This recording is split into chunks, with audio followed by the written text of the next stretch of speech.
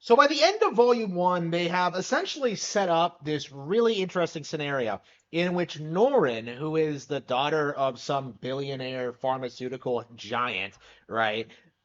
She out of nowhere, her dad offers her up in offers her hand in marriage to anybody who just has big enough stones for her.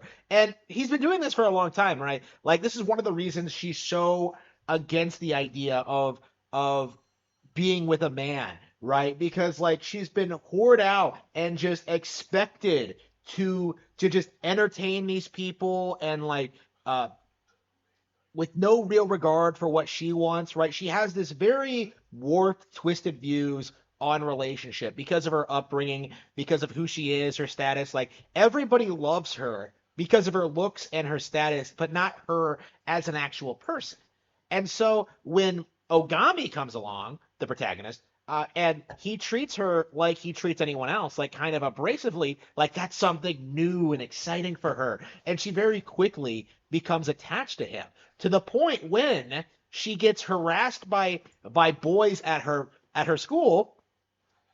She decides that he is the one she is going to have to be her pretend boyfriend to try and get these losers off of her back.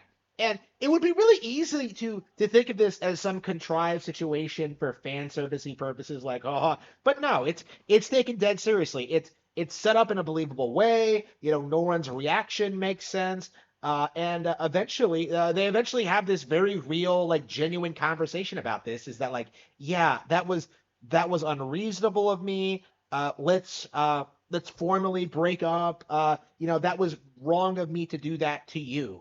And that really demonstrates like Norin's depth as a character because although she is absolutely like kind of a brat, an heiress, you know, rich. Like she does have a lot of character to her. Like she understands that what she did was wrong. She is not a bad person.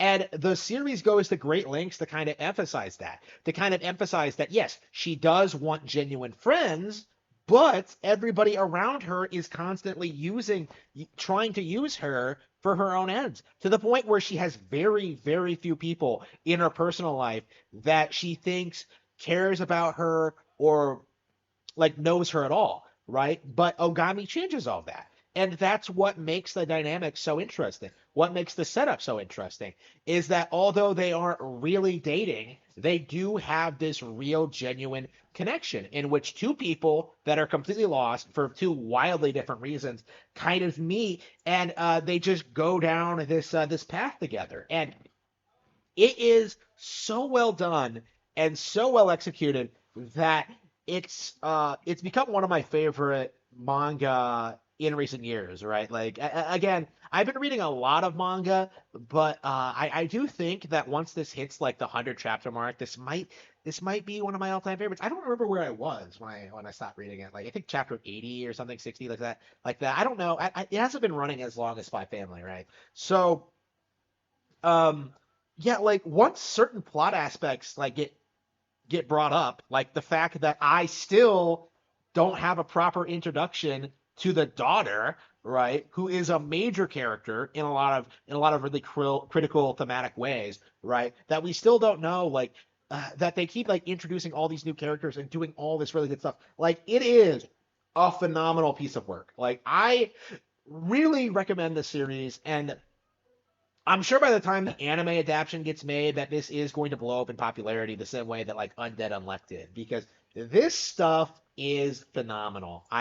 I really hope this becomes popular and people start realizing how good this is because this is an absolute gem.